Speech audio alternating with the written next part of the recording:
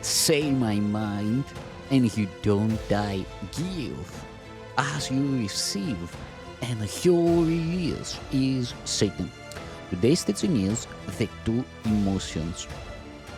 The part 185 in the series Christ Forgiveness, How to Manifest Immortality Season 2. I have said you have but two emotions, love and fear. One is changeless but continually exchanged, being offered by the eternal to the eternal. In this exchange, it is extended, for it increases as it is given. The other has many forms, for the content of individual illusions differs greatly. Yet they have one thing in common. They are all insane. They are made of sights that are not seen and sounds that are not heard. They make up a private world that cannot be shared, for they are meaningful only to their maker, and so they have no meaning at all. In this world, their maker moves alone, for only he perceives them. Each one peoples his world with figures from his individual past, and it is because of this that private worlds do differ. Yet the figures that he sees were never real, for they are made up only of his reactions to his brothers and do not include their reactions to him. Therefore, he does not say he made them, and that they are not whole, for these figures have no witnesses, being perceived in one's separate mind only. It is through these strange and shadowy figures that the insane relate to the insane world, for they see only those who remind them of these images, and it is to them that they relate. Thus do they communicate with those who are not there, and it is they who answers them. And no one hears their answer save him who called upon them, and he alone believes they answered him. Projection makes perception, and you cannot see beyond it. Again and again have you attacked your brother because you saw in him a shadowy figure in your private world. And thus it is you must attack yourself first, for what you attack is not in others. It's only realities in your own mind, and by attacking others, you are literally attacking what is not there. The delusional can be very destructive, for they do not recognize they have condemned themselves. They do not wish to die, yet they will not let condemnation go. And so they separate into their private worlds where everything is disordered and where what is within appears to be without. Yet what is within they do not see, for the reality of their brothers they cannot recognize. You have but two emotions. Yet, in your private world, you react to each of them as though it were the other. For love cannot abide in a world apart, where when it comes, it is not recognized. If you see your own hatred as your brother, you are not seeing him. Everyone draws nigh unto what he loves and recoils from what he fears. And you react with fear to love and draw away from it. Yet fear attracts you, and believing it is love, you call it to yourself. Your private world is filled with figures of fear. Is filled with figures of fear you have invited into it, and all the love your brothers offer you, you do not see. As you look with open eyes upon your world, it must occur to you that you have withdrawn into insanity. You see what it is not there, and you fear, and and you hear what makes no sound. You say why it is not there, and you hear what it makes no sound. What makes no sound? Your manifestations of emotions are the opposite of what the emotions are. You communicate with no one, and you are as isolated from reality as if you were alone in all the universe.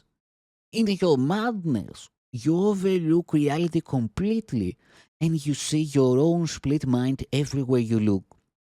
God calls you, and you do not hear, for you are preoccupied with your own voice, and the vision of Christ is not in your sight, for you look upon yourself alone.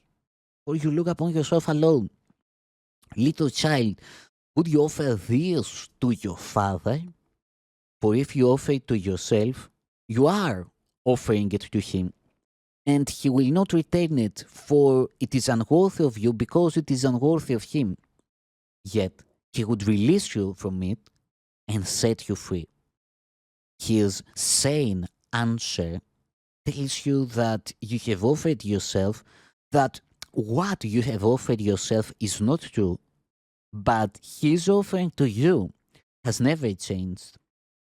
You, who know not what you do, can learn what insanity is and look beyond it.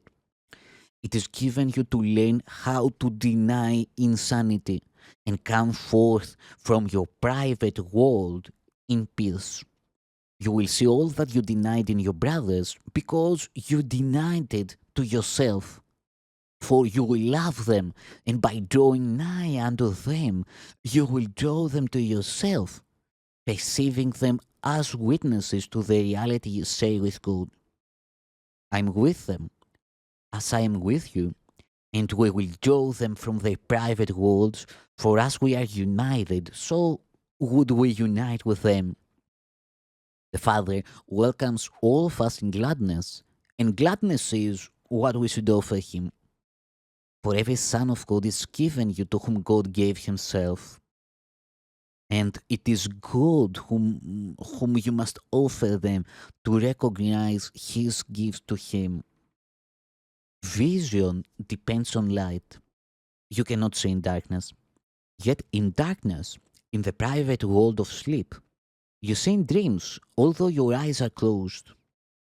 And it is here that what you see you made. But let the darkness go, and all you made you will no longer see, for sight of it depends upon denying vision. Yet from denying vision, it does not follow you cannot see. But this is what denial does, for by it you accept insanity, believing you can make a private world and rule your own perception. Yet for this, light must be excluded. Dreams disappear when light has come and you can see. Do not seek vision through your eyes, for you made your way of seeing that you might see in darkness, and in this you are deceived. Beyond this darkness, and yet still within you, is the vision of Christ who looks on all in light. Your vision comes from fear, as his from love, and he sees for you as your witness to the real world. He is the Holy Spirit's manifestation, looking always on the real world and calling forth its witnesses and drawing them to you. He loves what he sees within you, and he would extend it. And he will not return unto the Father until he has extended your perception even unto him. And then perception is no more, for he has returned you to the Father with him. You have but two emotions, and one you made, and one was given you. Each is a way of seeing, and different worlds arise from their different sides. See through the vision that is given you, for through Christ's vision he beholds himself. And seeing what he is, he knows his Father. Beyond your darkest dreams, he sees God's guiltless Son within you, shining in perfect radiance that is undimmed by your dreams. And this you will see as you look with him, for his vision is his gift of love to you, given him of the Father for you. Holy Spirit is the light in which Christ stands revealed. And all who would behold him can see him, for they have asked for light.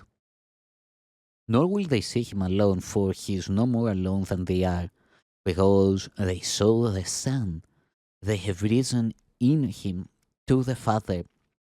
And all this will they understand because they looked within and saw beyond the darkness the Christ in them and recognized him. In the sanity of his vision, they looked upon themselves with love, seeing themselves as the Holy Spirit sees them. And with this vision of truth, of the truth in them, came all the beauty of the world to shine upon them.